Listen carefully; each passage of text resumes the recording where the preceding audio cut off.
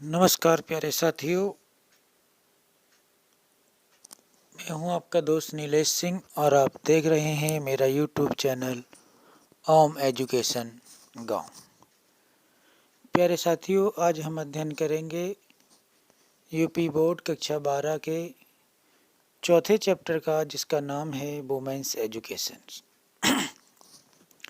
जिसके लेखक हैं डॉक्टर एस राधाकृष्ण, मतलब डॉक्टर सर्वपल्ली राधाकृष्ण। अध्ययन करते हैं बच्चों कि आप जानते हैं डॉक्टर एस राधाकृष्ण एक बहुत ही महान व्यक्तित्व थे, बहुत ही महान व्यक्ति थे, जिनके बारे में हम जितना कहें उतना कम है। एक कुशल राजनीतिज्ञ है ना, जिसे हम कह सकते हैं कि एक अच्छे, यानी हम कह सकते हैं प्रभावी वक्ता, एक अफेक्टिव स्पीकर, ठीक है ना, एक गुड टीचर, बेस्ट टीचर। जितनी सारी हम उनकी तारीफ करें इतनी कम ही कम है प्यारे साथियों। और आप जानते होंगे कि जब 5 सितंबर है ना, इनका जन्मदिन आता है। 5 सितंबर सन 1888 में इनका जन्म हुआ था। तो इनके जन्म को हम शिक्षक दिवस के रूप में मनाते हैं। यानी ये हम सभी बच्चों और अध्यापकों के लिए एक आदर्श हैं और हमें इनके आदर्शों का पालन करना चाहिए।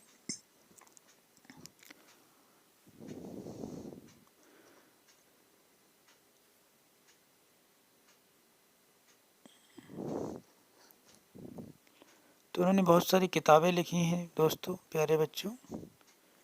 उसमें से ही एक किताब है, तो उससे ये चैप्टर लिया गया है। तो हम कह सकते हैं, देखते हैं, थोड़ा स्क्रीन प्रॉब्लम कर रही है। चलिए आइए चैप्टर का अध्ययन करते हैं। वुमेन्स एजुकेशन का मतलब है बच्चों स्त्रियों के लिए शिक्षा या स्त्रियों के लिए शिक्षा है। वुमेन्स एजुकेशन, स्त्रियों की शिक्षा। You are living in an age when there are great opportunity for women in social work, public life and administrations. प्यारे साथियों, you are living का मतलब है तुम रह रहे हो, है ना। You are living, तुम रह रहे हो, in an age, ऐसी आयु में, यानी ऐसे समय में, ऐसी काल में। When there are great opportunity, when माने जहाँ, when there का मतलब जब, जहाँ यानी कहाँ, यानी जहाँ, जहाँ पर, है ना। आर माने हैं, ग्रेट माने बड़ी बड़ी, है ना। ग्रेट माने क्या होता है? महान। ग्रेट माने क्या होता है? महान। तो यहाँ पर जो है महान, बहुत सारी महान क्या है?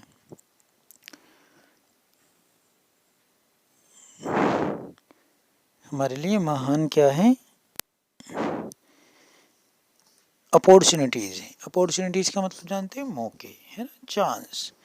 यानी जिस समाज में आप रह रहे हैं, जिस समय में आप रह रहे हैं, वह महिलाओं के लिए बहुत ही मौके हैं, है ना, बड़े बड़े मौके हैं, ग्रेट अपॉर्चुनिटीज़ हैं। For womens in social work, हम कह सकते हैं सामाजिक कार्य में वो पार्टिसिपेट कर सकती हैं, भाग ले सकती हैं। पब्लिक लाइफ में, दैनिक लाइफ में, लोगों के बीच में। एंड एडमिनिस्ट्रेशंस माने प्रशासन। एडमिनिस्ट्रेशंस का मतलब क्या मतलब होता है बच्चों? प्रशासन। यानी वो जो हमारा प्रशासन है उसमें भी वो पार्टिसिपेट कर सकती हैं, भाग ले सकती हैं। किसी प्रतिष्ठित पद पर जो है अपना उनका समय है वो उसको व्यतीत कर सकती हैं ना, सर्व कर सकती हैं। तो इस प्रकार से हम कह सकते हैं जो एस सर्वपल्ली हैं, सर्वपल्ली राधाकृष्ण हैं, उन्होंने बताया कि महिलाओं के लिए यहाँ पर ग्रेट अपॉर्चुनिटीज़ है। कहाँ पर? यहाँ हमारे पास, हमारे देश में। आगे कह रहे हैं society requires womens of disciplined mind and restrained manners. Society माने समाज को, रिक्वायर्स माने ज़रूरत है, आवश्यकता है, वुमेन्स ऑफ डिसिप्लिन्ड माइंड्स का मतलब है प्यारे बच्चों ऐसी स्त्रियों की आवश्यकता है समाज को जो डिसिप्लिन माइंड्स की हों। डिसिप्लिन माइंड का मतलब होता है बच्चों यानी उनके जो भाव हैं वो डिसिप्लिन्ड होने चाहिए, आदर्श होने चाहिए, है ना। डिसिप्लिन का मतलब हम कह सकते हैं प्रॉपर मीनिंग डिसिप्लिन का हो गया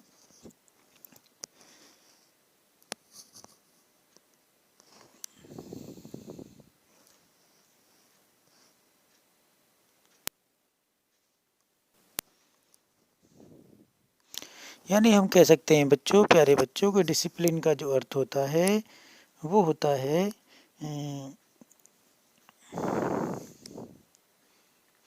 यानी एक जो तौर तरीके हैं है ना मैनर्स हैं यानी आपका जो वुमेन का जो स्त्रियों का जो डिसिप्लिन माइंड है यानी हम कह सकते हैं कि जो मैनर्स हैं मैनर्स या हम कह सकते हैं भाव हैं उनके वो डिसिप्लिन्ड होने चाहिए एंड रिस्ट्रेंड मैनर्स है ना रिस्ट्रेंड होना चाहिए restrained what ever line of work of your undertake है ना वट एवर का मतलब जब कभी line of under work you undertake यानी जो कार्य तुम करो किसी भी कार्य को यदि कोई महिला करे you should bring to it an honest है ना डिसिप्लिन माइंड यानी तब उसमें जो है आप उसमें ईमानदारी भरी हो किसी कार्य को हम करते समय हमें कैसा होना चाहिए ईमानदार होना चाहिए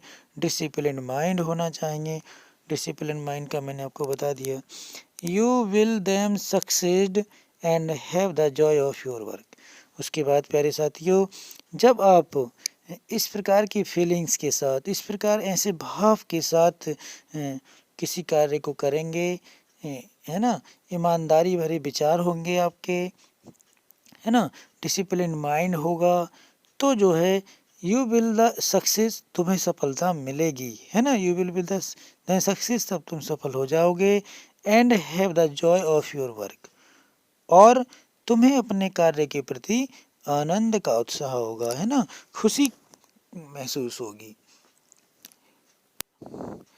actually in your our country वास्तव में हमारे देश में एक्चुअली माने वास्तव में इन आवर कंट्री माने हमारे देश में एजुकेशन माने शिक्षा so far as girls education is concern है ना पहले क्या होता था कि हमारे देश में स्त्रियों की शिक्षा स्त्रियों के लिए शिक्षा काफ़ी दुर्लभ हुआ करती थी है ना ऐसा माना जाता है ऐसा देखा गया है कंसर्न किया गया है is not wide spread enough है ना काफ़ी दूर इज़ नॉट वाइड स्प्रेड दूर तक नहीं फैली हुई थी है ना काफ़ी पर्याप्त हम कह सकते हैं बहुत दूर दूर तक नहीं फैली हुई थी एक सीमित स्थान तक थी है ना लड़कियों को घर में रखा जाता था स्कूल नहीं भेजा जा भेजते थे है ना इस तरह की जो है हमारी सोसाइटी थी सो एवरी इंस्टीट्यूशंस इसलिए प्रत्येक जो शिक्षण संस्थान है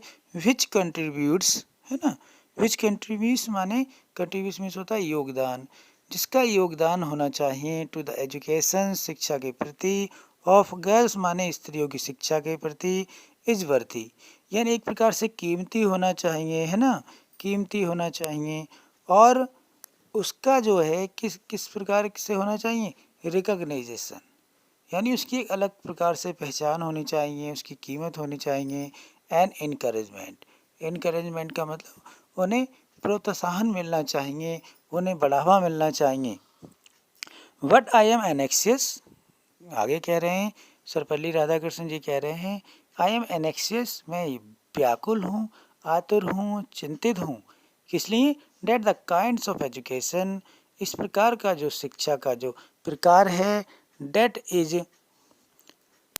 imparted must not only be broad but should be also be deep है ना तो कह रहे हैं कि एक शिक्षा का जो प्रकार है कैसा वही उन्होंने बताया कि किसी इंस्टीट्यूशन को जो है लड़कियों की शिक्षा के लिए एक प्रकार से उनका आगे बढ़कर आना चाहिए, उनको उनके इनकरेजमेंट करना चाहिए, है ना। तो इस बात को जो वो कह रहे हैं कि मैं इस बात को लेकर चिंतित हूँ कि इस प्रकार की जो शिक्षा का प्रकार है that is imparted must not only be विरोड, यानी ये केवल एक रूप से विस्तृत ना हो, यानी दूर तक ना फैला हो। इम्पार्टेड माने जगह जगह हिस्सों में यानी बांटा गया हो, मस्ट नॉट ओनली, है ना। वो कह दे भाई साहब दूर दूर तक हमें शिक्षा फैलानी है, दूर दूर तक शिक्षा फैलानी है, हर लड़की पढ़ी लिखी होनी चाहिए, वो बात होनी चाहिए, जगह जगह संसार के कोने कोने में जानी चाहिए, but should also be deep, लेकिन इसमें जो है कुछ ना कुछ गहराई होनी चाहिए, यानी उसका जो अंडरस्टैंडिंग है वो होनी चाहिए। ऐसा नहीं कि हमने कह दिया कि सब हर जगह हर घर शिक्षा, हर घर, है ना। तो उससे हमें इस बात को कह रहे हैं लेखक कि दूर दूर तक होनी चाहिए, लेकिन उसमें गहराई भी होनी चाहिए। We are lacking in depth, we are lacking in depth, इसका मतलब हो गया प्यारे साथियों, we are lacking in depth का मतलब है, लैकिंग माने होता है वैसे कमी हो रही है, तो यहाँ पर इसका मतलब होगा कि हम गहराई में, यानी हम गिरते चले जा रहे हैं, हम जो है गिरते चले जा रहे हैं। We may become learned and skilled, we may become learned, हम शिक्षित जरूर हुए हैं, कह रहे हैं लेखक कि हम शिक्षित जरूर हुए हैं, एंड स्किल्ड, हमें ज्ञान की भी प्राप्ति हुई है, हमारे अंदर बुद्धि भी है, बट लेकिन इफ़ वी डू नॉट, लेकिन यदि हम we do not have some kind of purpose in our life, लेकिन हमारे जीवन में किसी प्रकार का उद्देश्य नहीं होगा, कह रहे हैं कि जब तक हमारे जीवन में किसी प्रकार का उद्देश्य नहीं होगा इन आवर लाइफ, हमारे जीवन में, आवर लाइफ्स, हमारे रहन सहन में, देम सेल्फ become blind blundering and bitter, इसका मतलब है कि बिकम ब्लाइंड यानी एक प्रकार से हम अंधे हो जाएंगे, यानी ज्ञान की कमी रह जाएगी, ब्लेंडरिंग एंड बिटर, है ना। तो इस प्रकार से हमें जो है ब्लेंडिंग एंड बिटर का सामना करना पड़ेगा।